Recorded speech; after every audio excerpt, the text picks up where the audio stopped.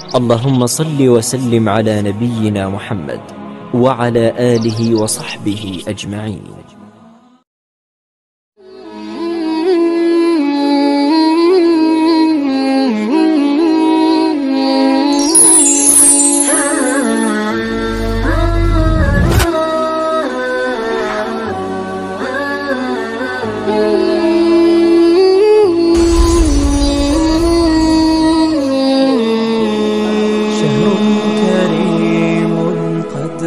بسم اللہ الرحمن الرحیم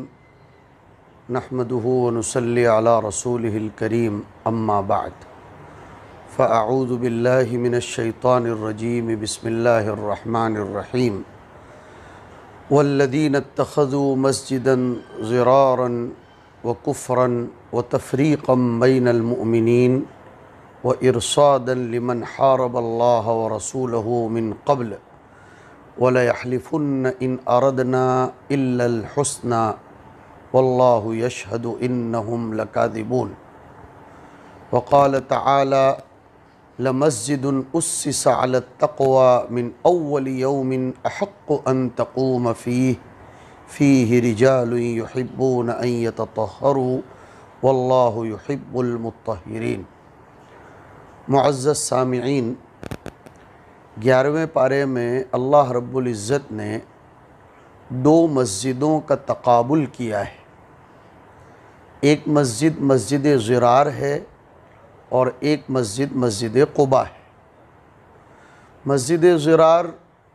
جو مسلمانوں میں رخنہ اندازی کرنے کے لیے، مسلمانوں کی جمعیت کو، ان کی جماعت کو، ان کی یونیٹی کو اور ان کے اتحاد کو توڑنے کے لیے اور ان کے پارے کو، شیرازے کو منتشر کرنے کے لیے قائم کی گئی تھی، اگرچہ نام اس کو مسجد کا دیا گیا تھا۔ اور پھر جو آدمی جتنا جھوٹا ہوتا ہے اتنی ہی قسمیں زیادہ کھاتا ہے۔ اس لیے قرآن مجید نے بیان فرمایا کہ وَلَيَحْلِفُنَّ إِنْ أَرَدْنَا إِلَّا الْحُسْنَى۔ شارٹ اس میں نوٹس یہ ہے، بہت مختصر بات یہ ہے کہ منافقین مدینہ منورہ میں ہمہ جہتی ہر قسمی کوشش کرتے تھے مسلمانوں کی طاقت کو توڑنے کے لیے۔ مسلمانوں کا سورج جو آئے دن عروج پر پہنچ رہا تھا، اس کو زوال پذیر کرنے کے لیے، نبی اکرم صلی اللہ علیہ وسلم کی طاقت قوت کو توڑنے کے لیے اور سلطنت اسلامیہ کو پزمردہ اور مزمحل کرنے کے لیے وہ کوئی کسر نہیں اٹھا رکھتے تھے۔ لیکن سورہ توبہ نے آ کر، سورہ براءہ نے آ کر، جس کے اور بھی کئی ایک نام ہے، سورہ مدمدمہ،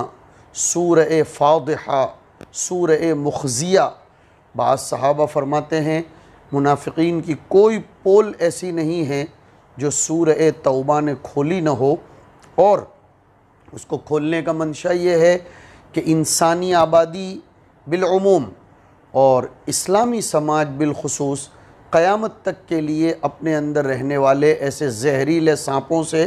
جنہیں آستین کا سانپ کہا جائے، ہوشیار رہیں، چوکنا رہیں اور انہیں اس بات کا پتہ چلے کہ انسانی سماج میں رہ کر لوگ کس کس قسم کی ریشہ دوانیاں کرتے ہیں۔ چنانچہ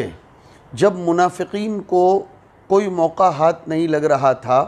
اور وہ مختلف قسم کی کوششوں میں سعی لا حاصل کی طرح آگے بڑھتے جا رہے تھے، تو اب انہوں نے یہ سوچا کہ ہم مسجد کے نام سے ایک عمارت بنائیں، ایک تعمیر قائم کریں، اس مسجد کی سرنگ میں، اس مسجد کے تہخانے میں ہتھیار جمع کریں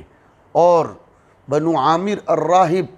اور اس طریقے سے کچھ بڑے بڑے سرداروں سے انہوں نے کنیکشن کیا۔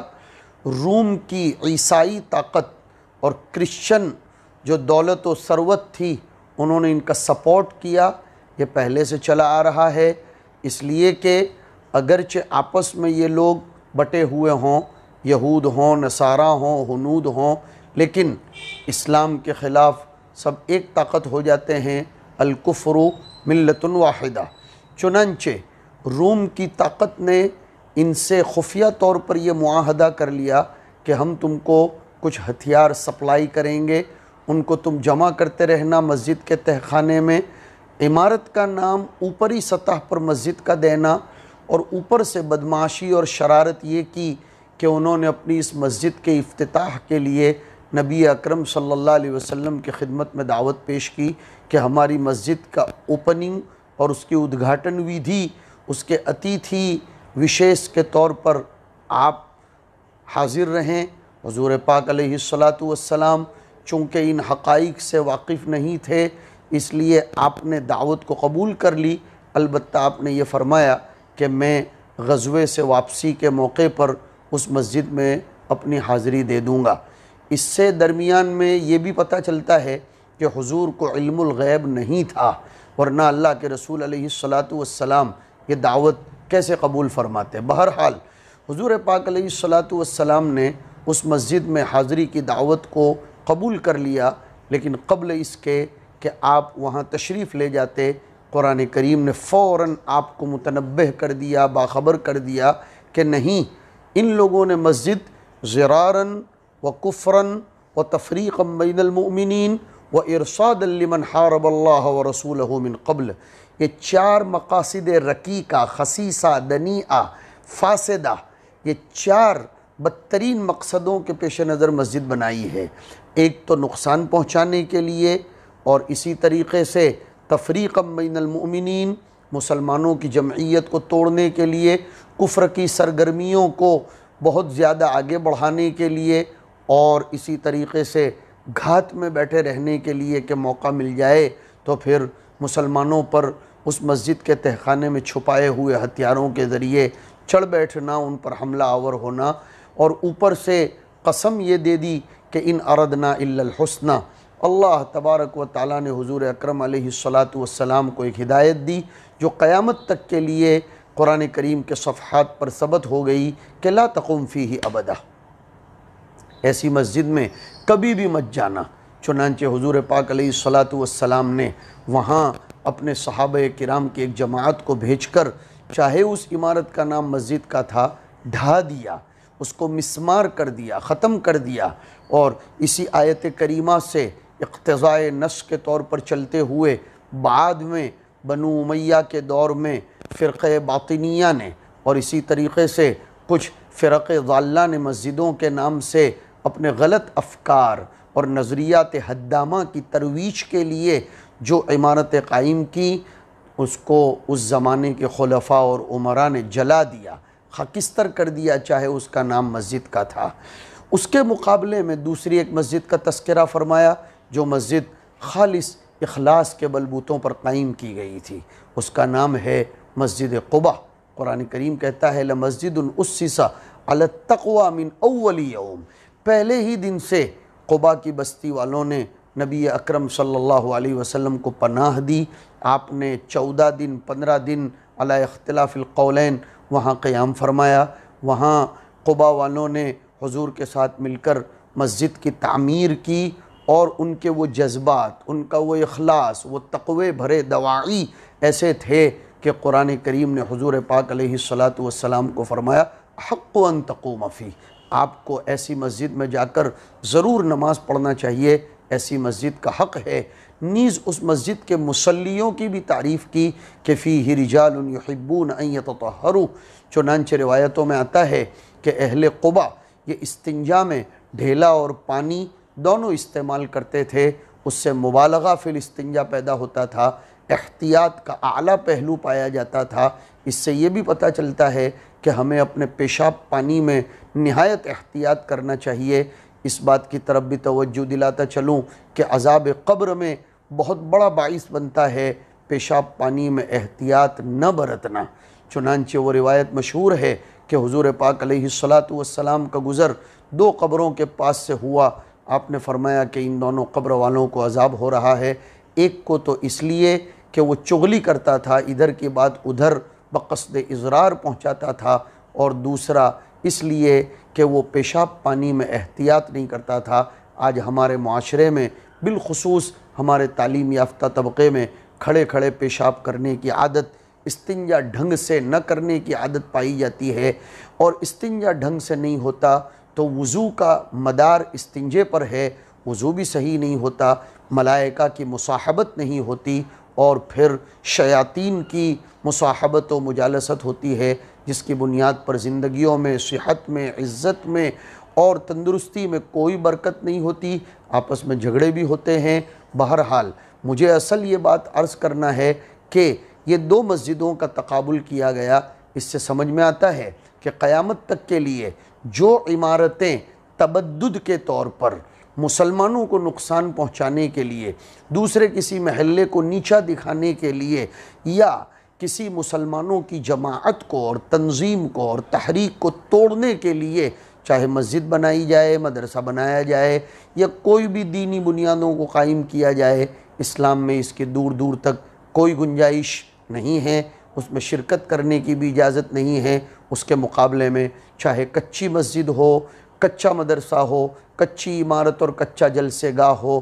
لیکن اس میں بنانے والوں کی نیتیں تقوی کی ہوں، بنیادیں اخلاص کی ہوں، تو وہاں ضرور شرکت کرنا چاہیے۔ اسی لیے علماء نے بہت اچھا تجزیہ کیا ہے کہ تبدد مساجد و مدارس مذموم ہے، تعدد مدارس و مساجد یہ مستحسن ہے۔ اصل میں مبنا ضرورت پر ہے، ضرورت کی بنیاد پر اگر محلے محلے میں مسجدیں بنائی جائیں، مدارس بنائے جائیں تو اس میں کوئی حرج نہیں ہے، لیکن ایک دوسرے کی دیکھا دیکھی اگر اس طرح کی عمارتیں بنائی جائیں تو شریعت میں اس کی گنجائش نہیں ہے۔ نیز ان آیتوں کی تفسیر میں علامہ جمال الدین قاسمی علیہ الرحمہ، وہ نسباً قاسمی ہیں، نسباً نہیں، شام کے ایک بہت بڑے عالم ہیں، ان کی بہترین تفسیر ہے محاسن التأویل۔ انہوں نے شاندار نقطے کی طرف اشارہ کیا کہ ان دونوں مسجدوں کی تفصیل سے یہ بات کھل کر آتی ہے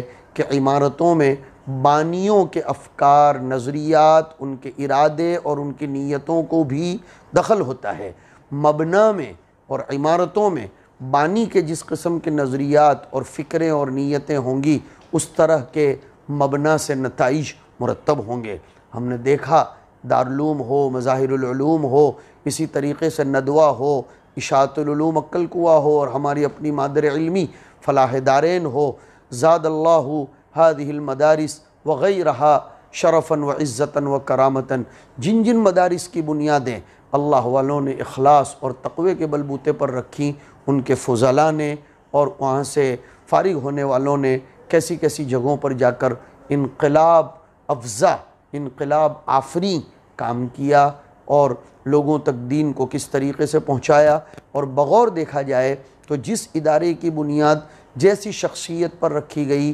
چونکہ ہر گلیرا رنگ و بو دیگر است، تو جیسی شخصیت کے ہاتھوں پر خشت اول رکھی گئی، اس شخصیت کے جذبات وہاں کے فضلاء میں بھی پائے جاتے ہیں۔ مثال کے طور پر فکر کی بلندی، فکر میں وسعت، کہیں سادگی، کہیں دیہاتوں میں پہنچ کر کام کرنا، کہیں فرق ضالہ مضلہ کا ابطال اور اس کا دحض کرنا، یہ سب ہمارے علماء کے الگ الگ رنگ تھے جو ان مدارس میں الگ الگ طور پر پائے جاتے ہیں، جو ہمارے یہاں اسلام میں سبھی مطلوب ہیں۔ عرض کرنے کا منشا یہ ہے کہ ہمیں بھولا بھالا نہیں بننا چاہیے۔ کوئی آدمی اگر دین کے نام پر ہمیں دھوکہ دینے کی کوشش کرے تو ہمیں ہوشیار رہنا چاہیے۔ مسلمان بھولا بھالا نہیں ہوتا، مسلمان بے وقوف نہیں ہوتا، مسلمان چوکنا رہتا ہے، ہوشیار رہتا ہے، وہ کسی بھی چیز کو پرکھتا ہے اور اس کو تولتا ہے، اور اس کے بعد پھر وہ کوئی فیصلہ کرتا ہے۔ ہر جگہ نہ تو وہ پہنچ جاتا ہے، ہر چیز کی نہ وہ تصدیق کر لیتا ہے، نہ ہر چیز میں وہ ہاں میں ہاں ملاتا ہے۔ ہمیں اس طور پر اپنی زندگی گزارنی چاہیے۔ اللہ تعالی ہمیں اپنی تمام بنیادوں میں اور عمارتوں میں اخلاص و للہیت نصیب فرمائے۔ وصلی اللہ علی النبی۔